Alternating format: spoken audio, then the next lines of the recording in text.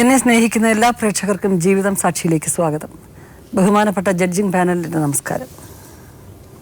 ഇവിടെ വരുന്ന ഓരോ കുടുംബകഥകളും ഓരോ പുതിയ പുതിയ കാര്യങ്ങളാണ് നമുക്ക് പറഞ്ഞു തരുന്നത്. ഈ ലോകത്ത് ആരെ വിശ്വസിക്കാനൊക്കും? അമ്മയോ അച്ഛനെയോ കൂടപ്പറപ്പുകളെയോ? അതല്ലെങ്കിൽ ഒരു സ്ത്രീയുടെ ജീവിതത്തിൽ ഏറ്റവും കൂടുതൽ ഒന്നിച്ച് ജീവിക്കുകയും ഇനിയുള്ള സംരക്ഷണമെല്ലാം അദ്ദേഹത്തിൻ്റെ കീഴിലാണെന്ന് വിശ്വസിക്കുന്ന ഭർത്താവിൻ്റെയോ മക്കളുടെയോ ഓരോ കഥകളിലും നമുക്ക് പുതിയ പുതിയ അറിവുകൾ കിട്ടുന്നത് പലപ്പോഴും തോന്നും ആരെയും വിശ്വസിക്കാൻ പറ്റത്തില്ലെന്ന്. ചിലപ്പോഴൊക്കെ തോന്നും അവനവന് വേണ്ടി മാത്രം ജീവിച്ചാൽ മതി എന്നുള്ളത്. ഇന്നിവിടെ പരാതിക്കാരിയായി എത്തിയിരിക്കുന്ന രമ്യ മൂവാറ്റുപുഴയിൽ നിന്ന് വന്നിരിക്കുന്നത് സ്വന്തം കൂടപ്പറപ്പ് കാരണം നശിച്ച ജീവിതത്തിൻ്റെ കഥയുമായിട്ടാണ്. നമുക്ക് രമ്യയെ വിളിക്കാം. രമ്യ വരൂ.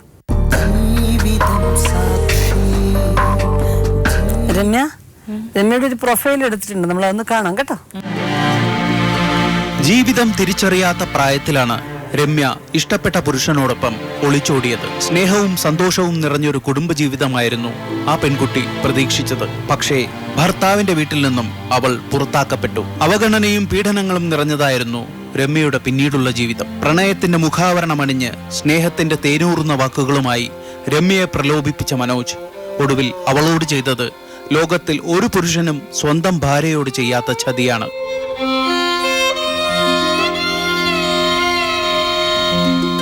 മൂവാറ്റുപുഴ രണ്ടാർക്കര സ്വദേശിയായ രമ്യ തന്നെ സ്വന്തം ജീവിതകഥ പറയുന്നു.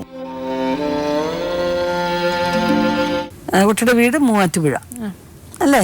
അതെ. മൂവാറ്റുപുഴ ഏത് ഭാഗത്തായിട്ടാ? രണ്ടാറ്റിങ്കര. എത്ര വരെ പഠിച്ചു? +2 വരെ. തുടർന്ന് പിന്നെ പഠിക്കാൻ എന്താ പഠിക്കാൻ ഇഷ്ടമില്ലാത്തോണ്ടാണ്? അല്ല, +2 പഠിച്ചുകൊണ്ടിരുന്നപ്പോഴാണ് മനോജിനെ കണ്ട് സ്നേഹിച്ചത്. എന്റെ വീടിന്റെ അടുത്ത് മനോജിന്റെ ചേട്ടന്റെ വീടുണ്ട്. അവിടെ വന്ന് ഞങ്ങൾ തമ്മിൽ സ്നേഹത്തിലായതാ. അദ്ദേഹത്തിന് എന്ത് പണിയായിരുന്നു?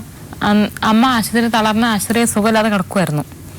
അന്നേരം അമ്മയെ നോക്കാൻ വേണ്ടി വന്നിരുന്നപ്പം ചേട്ടന്റെ വീട് അടുത്ത കണ്ട് അമ്മ വീട്ടിൽ വന്ന് നിന്നാ അങ്ങനെ കണ്ടാ. എത്ര നാളുണ്ടായിരുന്നു സ്നേഹം? ഞങ്ങള് 3-4 മാസത്തോളം ഉണ്ടായിരുന്നു. 3-4 മാസത്തോളം. അത് കഴിഞ്ഞ് വീട്ടുകാരെയൊക്കെ അറിയിച്ച് കല്യാണം കഴിച്ചാ? അല്ല, ഇഷ്ടപ്പെട്ട് വിളിച്ചോണ്ട് പോയതാ. വിളിച്ചോണ്ട് പോയതാ. ആരൊക്കെയുണ്ട് വീട്ടില് വേറെ കുട്ടിയുടെ? എന്റെ വീട്ടില് അമ്മയുണ്ട്, അച്ഛനുണ്ട്, ചേച്ചിമാരുണ്ട്, ചേട്ടനുണ്ട്, അനിയനുണ്ട്, അനിയത്തിയുണ്ട്, എല്ലാരും ഉണ്ട്. എത്ര മക്കള്? മൊത്തം എത്ര മക്കളാ? ഞങ്ങൾ 7 പേരുണ്ട്. 7 പേരുണ്ട്. എത്രാമത്തെ രമ്യ? 4ാമത്തെ. ബാക്കി മൂത്തവരൊക്കെ കല്യാണം കഴിഞ്ഞവരാണ്? മൂത്തവരൊക്കെ കല്യാണം കഴിഞ്ഞു. രമ്യയുടെ ഇളയത്തുങ്ങള്? ഇളയത് ഒരാളും കല്യാണം കഴിഞ്ഞു. ഒരാൾ ആണാ, അനിയൻ വണ്ടിയിൽ പോവാ. പിന്നെ ഒരാളെ കാണാനില്ല, ഒരനിയത്തിയെ കാണാനില്ല. ഒരനിയത്തിയെ കാണാനില്ല? ഏത് പ്രായത്തിലാ കാണാതായേ? 18 വയസ്സായപ്പോ.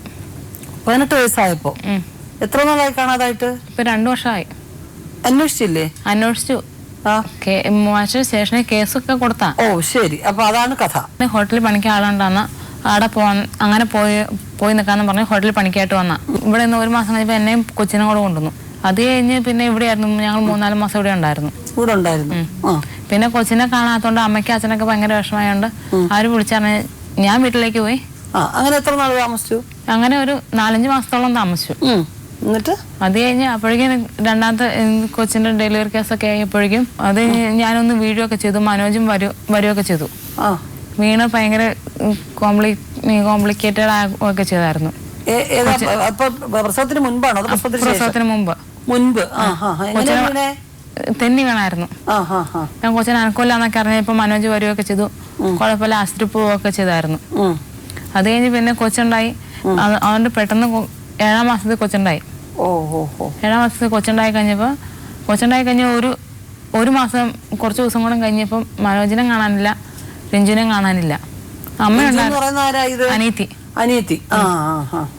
മനോജ് വെളുപ്പിന് പണിക്ക് പോകുന്ന പോലെ പോയി. അനിയത്തി ഒരു 10 മണിയായപ്പോ ഞാനിപ്പം വരാന്നും പറഞ്ഞു പോയത്. പിന്നെ കണ്ടിട്ടില്ല, ആളെ കണ്ടിട്ടില്ല.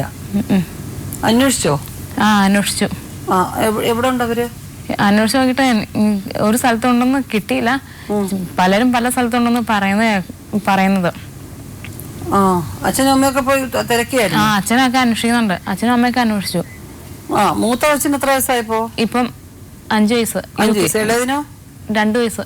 2 വയസ്സ്. അവര് പ്രസവം കഴിഞ്ഞ ഉടനെ പോയതാണോ?